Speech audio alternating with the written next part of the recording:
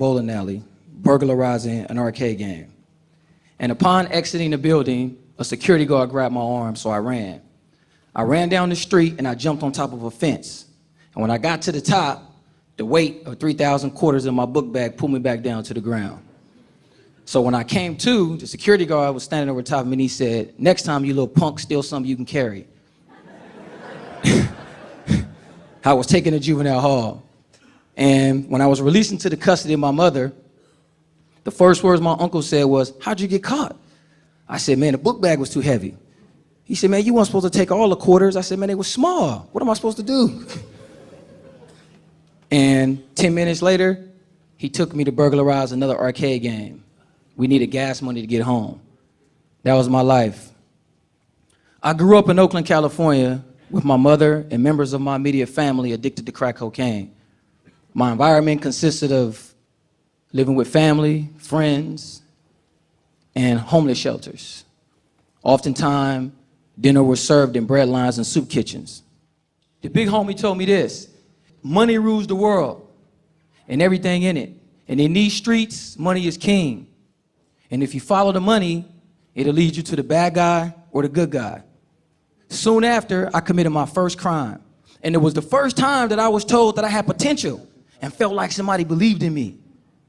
Nobody ever told me that I could be a lawyer, doctor, or engineer. I mean, how was I supposed to do that? I couldn't read, write, or spell. I was illiterate. So I always thought crime was my way to go. And then one day, I was talking to somebody and he was telling me about this robbery that we can do. And we did it.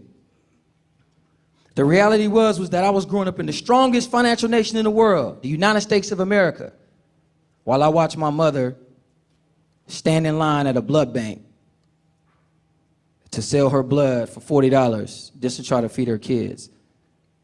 She still has the needle marks on her arms to this day to show for that. So I never cared about my community. They didn't care about my life. Everybody there was doing what they was doing to take what they wanted. The drug dealers, the robbers, the blood bank. Everybody was taking blood money. So I got mine by any means necessary. I got mine.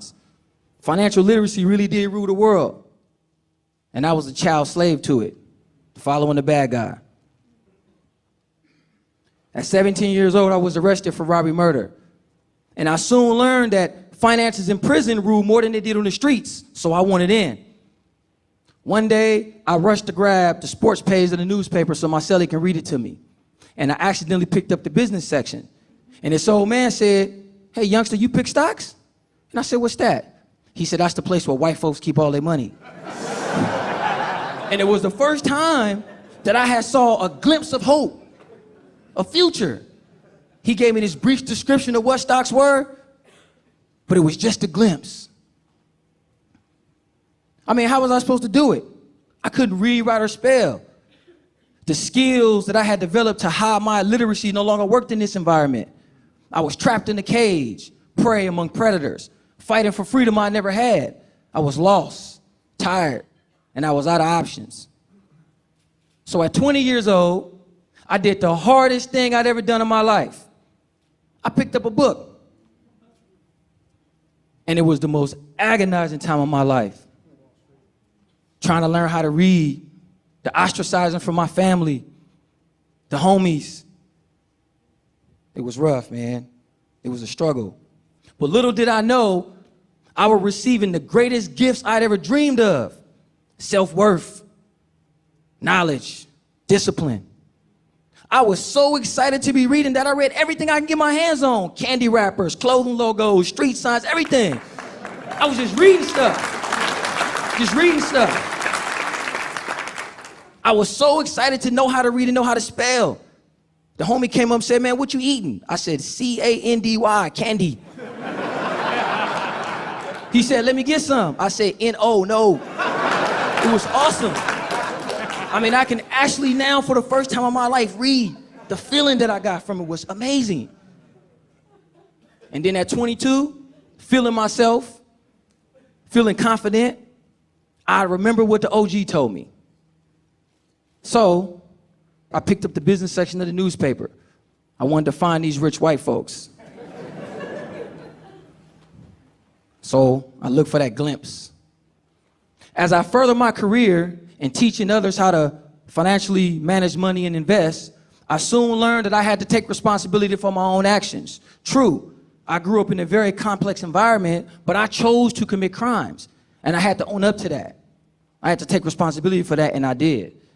I was building a curriculum that could teach incarcerated men how to manage money through prison employments. Properly managing our lifestyle will provide transferable tools that we can use to manage money when we re-enter society, like the majority of people did who didn't commit crimes. Then I discovered that according to MarketWatch, over 60% of the American population has under $1,000 in savings. Sports Illustrated said that over 60% of NBA players and NFL players go broke. 40% of marital problems derive from financial issues. What the hell? You mean to tell me that people work their whole lives buying cars, clothes, homes, and material stuff, but we're living check to check? How in the world were members of society going to help incarcerated individuals back into society if they couldn't manage their own stuff? We screwed. I needed a better plan. This is not going to work out too well. So I thought, I now had an obligation to meet those on the path and help. And it was crazy because I now cared about my community. Wow, imagine that. I cared about my community. Financial illiteracy is a disease that has crippled minorities in the lower class in our society for generations and generations. And we should be furious about that. Ask yourselves this: how can 50% of the American population be financially illiterate in a nation driven by financial prosperity? Our access to justice, our social status, living conditions, transportation, and food are all dependent on money that most people can't manage. It's crazy. It's an epidemic and a bigger danger to public safety than any other issue. According to the California Department of Corrections, over 70% of those incarcerated have committed or have been charged with money-related crimes, robberies, burglaries, fraud, larceny, extortion. And the list goes on. Check this out. A typical incarcerated person would enter the California prison system with no financial education, earn 30 cents an hour, over $800 a year, with no real expenses, and save no money. Upon his parole, he will be given $200 gate money and told, hey, good luck, stay out of trouble, don't come back to prison. With no meaningful preparation or long-term financial plan, what does he do? At 60, get a good job or go back to the very criminal behavior that led him to prison in the first place? You taxpayers, you choose. Well, his education already chose for him, probably. So how do we cure this disease?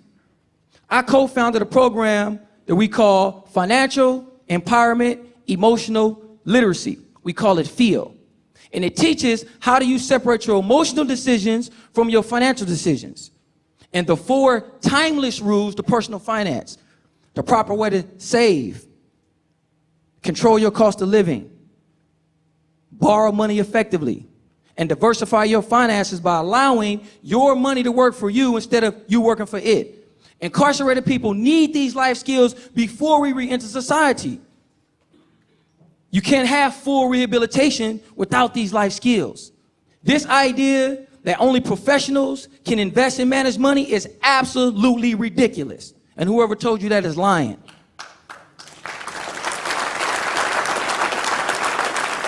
A professional is a person who knows his craft better than most.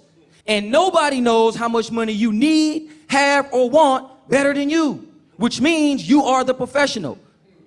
Financial literacy is not a skill, ladies and gentlemen. It's a lifestyle. Financial stability is a byproduct of a proper lifestyle. A financially sound incarcerated person can become a taxpayer citizen. And a financially sound taxpayer citizen can remain one. This allows us to create a bridge between those people who we influence, family, friends, and those young people who still believe that crime and money are related. So let's lose the fear and anxiety for all the big financial words and all that other nonsense that you've been out there hearing. And let's get to the heart of what's been crippling our society from taking care of your responsibility to be better life managers. And let's provide a simple and easily to use curriculum that gets to the heart of what financial empowerment and emotional literacy really is. Now, if you